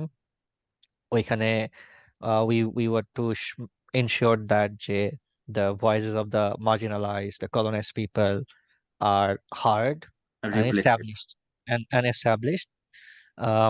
And the second thing হচ্ছে হলো গিয়ে যে YONO গ্রামসের হেজিমনির সাথে এজেন্সির কথা আসে, কিভাবে আমরা মানুষজনের এজেন্সি ক্রিয়েট করতে পারি। Exactly. Like counter hegemony would be, মানে counter hegemony is an abstract idea because আহ, আমরা কোনোভাবেই স্টেটের এগেনস্টে আবার কমিউনাল সোসাইটিতে ফেরত যেতে পারবো না আশা করতে, মানে মনে হচ্ছে আর কি। বা আমরা ডেমোক্রেসির অল্টারনেটিভ কোনো বেটার অপশন আছে কিনা, রিলিজিয়াস সিস্টেম আছে কিনা, সেখানেও যাবো কিনা, আই এম নট শিওর। সেক্ষেত্রে the only thing that can create like the abstraction of the counter hegemony হচ্ছে কি মানুষজন এজেন্সি ক্রিয়েট করা। এজেন্সি মানে হচ্ছে গিয়ে people shall have right two self determination, এবং রাইট টু সেলফ ডিটারমিনেশনের ক্ষেত্রে education, employment all are very crucial factor. এবং এই সবকিছুই হচ্ছে, সবকিছু থেকে এক্সপ্লয়টেশনটাকে হচ্ছে গিয়ে বাইর করতে হবে যাতে মানুষজনের রাইটস অ্যান্ড সবকিছুর সাথে মোটামুটি এস্টাবলিশড হয়। অ্যান্ড সিন্স আওয়ার নেক্সট এই সেমিনার টপিক হচ্ছে গিয়ে literature in the British India, so এখানে I want to state something that I wrote in one of my paper, like found যে decolonization is a concept, or decolonization প্রসেসটা কিন্তু কলোনাইজেশনের সাথে সাথে শুরু হয়েছে। It didn't exactly, start exactly, exactly, after colonization left away. Exactly. Decolonization colonization সাথে সাথে শুরু হয়েছে, এবং some of the actions taken by হচ্ছে হলো গিয়ে রাজা রামমোহন রায়, বা their actions were decolonizing actions. আহ, তো এখন যেটা হচ্ছে হলো গিয়ে ওই মানে ইয়ে করতে হবে যে I'm trying to establish like framework based on the fundamental concepts of like যখন decolonization কথা আসে, so they always redirect to the concept of coloniality and decoloniality. Now যখন এই coloniality concept আসে তখন I have identified like 4 areas, 4টা জিনিস আছে যেটা হচ্ছে হলো গিয়ে এই coloniality কে মুভ ফরওয়ার্ড করে। একটা হচ্ছে হলো গিয়ে coloniality of power, একটা হচ্ছে হলো গিয়ে coloniality of knowledge, আর যেটা একটা হচ্ছে কিয়ানো বলে গিয়েছে, অ্যানিবেল কিয়ানো। হ্যাঁ, coloniality of knowledge, power and being। তো এই 3টা জিনিস খুবই ফান্ডামেন্টালি কলোনিয়াল জিনিসটাকে এস্টাবলিশ করা এবং মডার্নিটিকে প্রমোট করার জন্য। So if you get a chance to read anything about this 3 concepts, that will be helpful to মানে কনটেক্সট, মানে আমরা এখন যখন হচ্ছে হলো গিয়ে এই ব্রিটিশ লিটারেচার পড়তেছি আমাদেরকে মনে রাখতে হবে যে ব্রিটিশ এই ইন্ডিয়ার যে লিটারেচার গুলো আছে ওইটাকে আমরা পড়তেছি হচ্ছে হলো গিয়ে as a some kind of like a failed attempt, কারণ they were using the similar tool, কিন্তু আমাদেরকে সেটার রেসপন্সিবল ছিল গিয়ে সেই কাজগুলোকে রিইনভেন্ট করা। Exactly. Like there contribution was very important. তাদের কন্ট্রিবিউশন না হইলে দেশ বিভাগ হইতো না, কলোনাইজাররা যেত। এখনো পর্যন্ত Canada is still being like, Canada is not still independent, এখনো পর্যন্ত তাদেরকে হচ্ছিল গিয়ে। তো আমরা যেহেতু ইন্ডিপেন্ডেন্স পাইছি, there are some contribution from those scholar in literature, তো আমাদেরকে সেটাকে রিইনভেন্ট করতে হবে সো দ্যাট আমরা it's not going back to the pre colonial era, but আমাদের নিজেদের হচ্ছিল গিয়ে জানি বলে যে আমাদের সেলফ ডিটারমিনেশন আছে না, সেই সেলফ ডিটারমিনেশনের ন্যারেটিভটা যাতে হচ্ছিল গিয়ে ন্যারেটিভ মানুষের এজেন্সিটাকে যাতে উন্মুক্ত করে ফেলে, এটা যাতে স্টেট বা কোনো একটা হেজিমনিক স্ট্রাকচারের কাছে যাতে হচ্ছিল গিয়ে মানে বন্ধ না থাকে। এক্স্যাক্টলি। তো আমি হচ্ছে মানে সাইদুর রহমান ভাইয়ের কথার প্রেক্ষিতে আমার কাছে ইনস্ট্যান্ট মনে হলো যে আমাদের আসলে কলোনিয়ালিটি অফ পাওয়ার বা নলেজ কিভাবে অপারেট করে সেটা আসলে খুব বোঝা দরকার। সো সাইড থেকে আমরা অনেকটা উত্তর পেয়েছি, বাট নেক্সট যে সেশনটা আমাদের 7 দিন পরে আছে সেখানে অ্যানিবাল কিয়ানোর যে একটা আর্টিকেল আমি সেটা রেফার করব, সাজেস্ট করবো, অ্যাড করবো, যুক্ত করতে চাচ্ছি। এবং আমি আশা করছি যে নেক্সট ক্লাসটা আরো বেশি প্রাণবন্ত হবে এবং যারা আলোচনা শুনেছেন সম্পৃক্ত হতে পারেননি তারা আরো বেশি সম্পৃক্ত হবেন। এবং আমরা চেষ্টা করব আলোচনাটা যত সময় নেক্সট ক্লাসে আমরা যে আলোচনাটা যত সময় কন্টিনিউ হয় তত সময় কন্টিনিউ করার জন্য। কেননা আমরা জানি যে আসলে এই ধরনের আলোচনা যত বেশি সময় ধরে করা যায়, যত বেশি মানুষকে নিয়ে করা যায়, তত হয়তোবা বিভিন্ন রকমের নানান চিন্তা ভাবনা, বিভিন্ন রকমের ইনসাইট আসা পসিবল। তো আমি আজকে শেষ করতে চাচ্ছি। শেষ করার আগে আহ যারা একদম কিছু বলেন নাই তারা যদি কিছু বলতে চান আপনারা অ্যাড করতে পারেন, আদারওয়াইজ আমরা শেষ করে দিতে চাচ্ছি। হুম।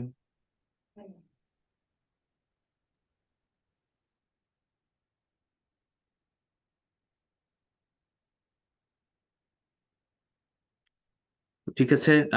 আমি সবাইকে ধন্যবাদ জানাচ্ছি। আহ আশা করছি যে আমরা যে বিষয়গুলো নিয়ে, যে সমস্ত বিষয়গুলো অমীমাংসিত থেকে গিয়েছে সেই বিষয়গুলো নিয়ে আমরা পরবর্তীতে আমাদের যে আলোচনার সুযোগ আছে, এটা আলোচনা আসলে শুরু হলো এবং এই আলোচনাটা অনেক বিস্তারিত এবং আহ একটা অ্যাটলিস্ট আমরা একটা গাইডলাইন পাচ্ছি বা পেলাম, একটা ফ্রেমওয়ার্কটা পাচ্ছি যে কিভাবে আমরা এই আলোচনাগুলোকে আমরা হাজির করব এবং আমরা কিভাবে অল্টারনেটিভ ন্যারেটিভস আমরা তৈরি করতে পারি। তো সেই জন্যই আমি আহ যারা আছেন তাদেরকে আমি অনুরোধ করব যে আপনারা অবশ্যই টেক্সট গুলো একটু দেখে আসবেন এবং নিজেরা এক ধরনের প্রিপারেশন নিয়ে আসবেন এবং আলোচনায় ইনভলভ হওয়ার চেষ্টা করবেন এবং আমাদের আলোচনাটাকে আরো বেশি প্রাণবন্ত করবেন। তো সবাইকে আমি ধন্যবাদ জানিয়ে, সবার প্রতি কৃতজ্ঞতা আসলে জানিয়ে আজকের মতো আমি এখানেই শেষ করছি। আল্লাহ হাফেজ, আসসালামু আলাইকুম। আপনারা লিভ নিয়ে নিতে পারেন। ধন্যবাদ।